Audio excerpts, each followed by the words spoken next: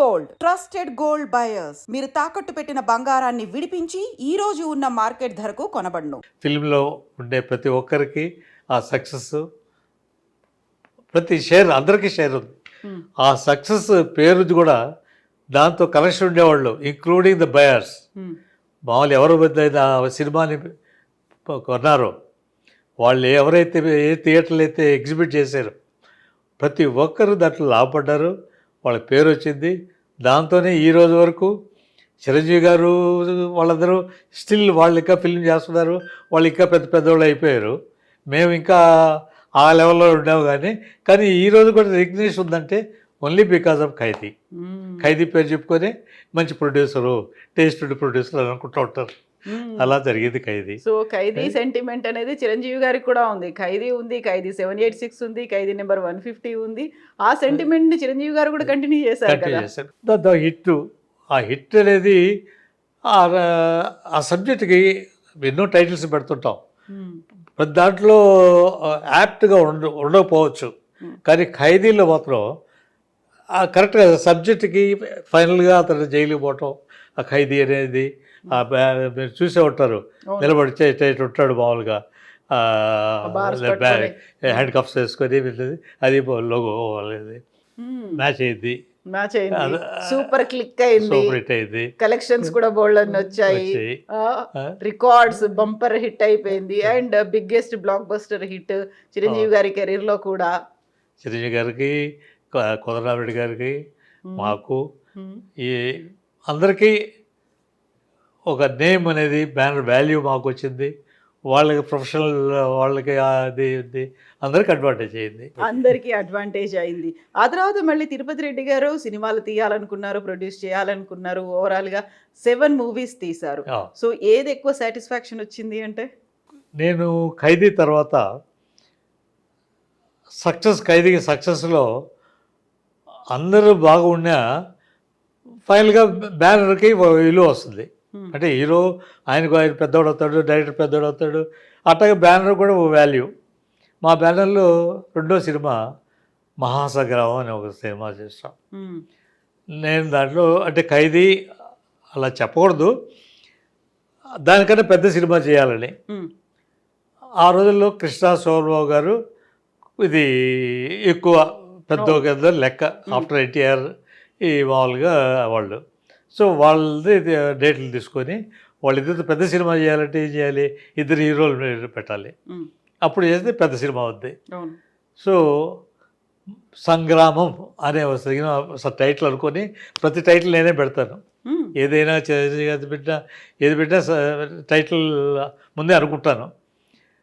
ఒక ఖైదీకి సబ్జెక్ట్ చూసి అనుకున్నాను, ఇక్కడ సబ్జెక్ట్ లేకుండానే సంగ్రామం అనుకున్నాను. హీరోల్ని చూసి 2 హీరోలు కాబట్టి ఒక ఘర్షణ అనే ఉద్దేశంతో సంగ్రామం అనుకొని పర్చూర్ బ్రదర్స్ ఆల్రెడీ నాకు ఖైదీ ఇచ్చారు, వాళ్ళనే రైటర్స్కి పెట్టుకున్నాను. కృష్ణ గారు, సౌల్ బాబు గారు నాకు డేట్లు ఇచ్చారు. రైటర్స్ ఖైదీ తర్వాత రైటర్స్ బిజీ అయిపోయారు. ప్రతి ఒక్కరు ఆ సినిమా సబ్జెక్ట్ సంబంధం ఉన్న ప్రతి ఒక్కరూ బిజీ అయిపోయారు. సో నాకు 20 రోజులు 25 రోజులు ఆఫీసులో కూర్చొని సబ్జెక్ట్ రాసిన పరిచయం బ్రదర్స్ నాకు దొరకలా. స్టార్ట్ చేశారే కానీ వాళ్ళు రాజమండ్రిలో షూటింగ్ కృష్ణరాజు గారితో ఏదో సినిమా బొబ్బిలి బ్రహ్మాండ ఏదో సినిమా రాఘవేంద్రరావు గారిది, ఆ సినిమా షూటింగ్లు ఉంటే అక్కడ పోయి కూర్చొని ఆ కొద్ది గ్యాప్లలో రాసుకునేవాడు. ఆ స్టేజ్కి వచ్చింది మా ప్రొడ్యూసర్ పరిస్థితి. మీరు వెళ్ళిపోయేవాళ్ళ? నేనే వెళ్ళేవాడిని. నేను ఎవరు పోతారు, డైరెక్టర్ బిజీగా ఉంటాడు. డైరెక్టర్ కుదరాలంటే పెట్టుకున్నాను, బికాస్ సక్సెస్ఫుల్ ఆయనే కదా ఉండేది మామూలుగా. ఆయన పెట్టుకున్నాను. సబ్జెక్ట్కి నేనే తిరిగేవాడిని. ఆ పరిచయం వాళ్ళతో సబ్జెక్ట్ చదువుతుంటే ఆ పరిచయం వాళ్ళని విజయవాడ తీసుకుపోయి కృష్ణ సోమరావు గారు యాక్ట్ చేసిన సినిమాలు, నాగేశ్వరరావు కృష్ణ యాక్ట్ చేసిన సినిమాలు అన్ని థియేటర్లో విజయవాడ తీసుకుపోయి చూపించాను. నాకు ఇలాంటి సబ్జెక్ట్ కావాలి, ఇలా అంటే ఓకే అన్నారు అని మొదలుపెట్టాము. అది జరుగుతూ ఉంటుంది. నేను ఇందాక ఖైదీలో విత్ ఫుల్ స్క్రిప్ట్ నేను ఖైదీ చేశాను. ఇక్కడ మహాసాగర్కి వచ్చాక స్క్రిప్ట్ లేదు, ఏం లేదు, సబ్జెక్ట్ లేదు, డైలాగ్ లేదు, ఏ లేదు, డేట్లు వచ్చేసినాయి, హీరోలు వచ్చేసారు. మహాసంగ్రామాన్ని ఎందుకు పెట్టేవాడు, సంగ్రామాన్ని ఎందుకొని పెద్ద సినిమా చేయాలనుకున్నాం కాబట్టి. సో ఇండస్ట్రీలో ఉండేవాళ్ళు ప్రతి ఒక్కరు ఉండాలి దాంట్లో అని. ఈ హీరోలు మాత్రం ఇద్దరే, ఇంకా కొరవ సపోర్టింగ్ క్యాస్ట్. ఇండస్ట్రీలో ఉండే అందరు పెద్ద పెద్ద సపోర్టింగ్ ఆర్టిస్ట్ ఉన్నారు, అందరూ ఉన్నారు దాంట్లో. ద ఫస్ట్ తెలుగు మూవీ ఇది 1 crore బడ్జెట్ ఇన్ 84లో 1 crore అంటే ఈరోజు ఎన్ని కోట్లో చెప్పలేం. 1 crore బడ్జెట్తో నేను మహాసంగ్రామం తీశాను. మహాసంగ్రామం ఎట్లా అయిందంటే సంగ్రామాన్ని స్టార్ట్ చేసి అప్పుడే పంజాబ్ ఇష్యూ వచ్చేది మనకి. టెర్రర్ పంజాబ్. ఇందిరాగాంధీ, పచ్చూరు గోపాలకృష్ణ డైలాగులు రాస్తా, డాక్టర్ గారు ఇది చూస్తూ ఉంటే కుదిరితే ఇంకా సంగ్రామం చాలదేమో అన్నాడు.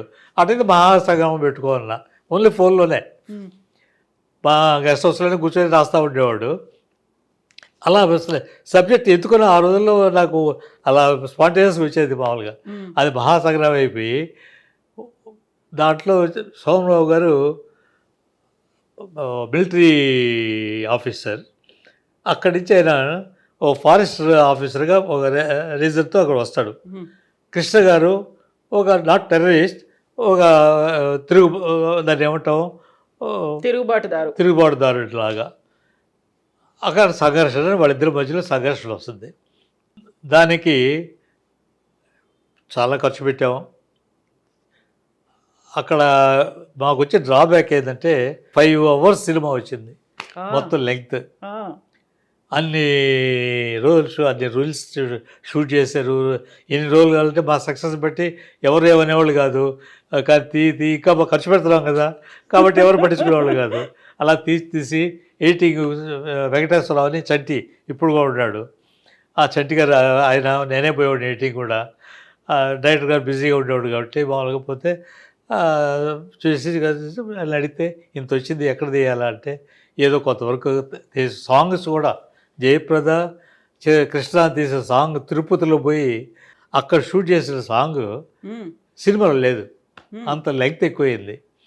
రెండోది ఆ పిక్చర్లో మాకు వచ్చిన ఇబ్బంది ఏంటంటే కామెడీ సీన్స్ శోభరావుకి అసిస్టెంట్లుగా సత్యనారాయణ వాళ్ళ బ్యాచ్ ఒక 5 మంది, వాళ్ళు అంత ఫుల్ ఆఫ్ కామెడీ వాళ్ళది. శోభరావు సీరియస్గానే ఉంటాడు కానీ ఆ ఉండే బ్యాచ్ అంతా కామెడీగా ఉండేది. సో ఆ కామెడీతో చేసే లెంగ్త్ వచ్చి సెన్సార్ పోతే అబ్జెక్షన్ వచ్చింది. ఎందుకంటే Shobharao character is military officer. Military ఆఫీసర్గా ఉండి కామెడీ ఈ చీప్ కామెడీ చేయకూడదు. కామెడీలు ఏంటి అని ఒప్పుకోవాలి. అప్పటికి నేను ట్రిబ్యునల్ పోయాను. ట్రిబ్యునల్ పోయినా కూడా వాళ్ళు దాంట్లో ఏదో కొద్దిగా సీన్స్ వదిలి కొత్త దాంతో కంటిన్యూటీ దెబ్బతిన్నది. అంటే ఒక కామెడీ కాకుండా కొన్ని సీన్స్ ఈ సబ్జెక్ట్లో కూడా పోయింది. ఇది ఓన్లీ ఎక్స్క్యూజ్ అనేది. యాక్చువల్ చెప్పాలంటే సాటిస్ఫాక్టరీ అలా సినిమా చెప్పాను కదా. అందరూ అన్ని డిపార్ట్మెంట్లు బిజీ అయిపోయారు. డైరెక్టర్ బిజీ అయిపోయారు, రైటర్ బిజీ అయిపోయారు. ఇక ప్రొడ్యూసర్ ఏం చేస్తాడు? ఎవరు కోఆపరేషన్ ఉంటే కదా ప్రొడ్యూసర్ ఓన్లీ ఖర్చు పెట్టగలంటే కదా. ఒక టార్గెట్ పెట్టుకున్నారు ఇండస్ట్రీలో, అందరూ అందులో ఉండాలనుకున్నారు ఒక టార్గెట్, కాకపోతే రీచ్ అవ్వలేకపోయారు. లేదు, సక్సెస్ చేయలేకపోయినా. సక్సెస్ ఎందుకంటే ఆ సాటిస్ఫాక్షన్ రాలా, కంటిన్యూటీ లేదు సినిమాల్లో. నెక్స్ట్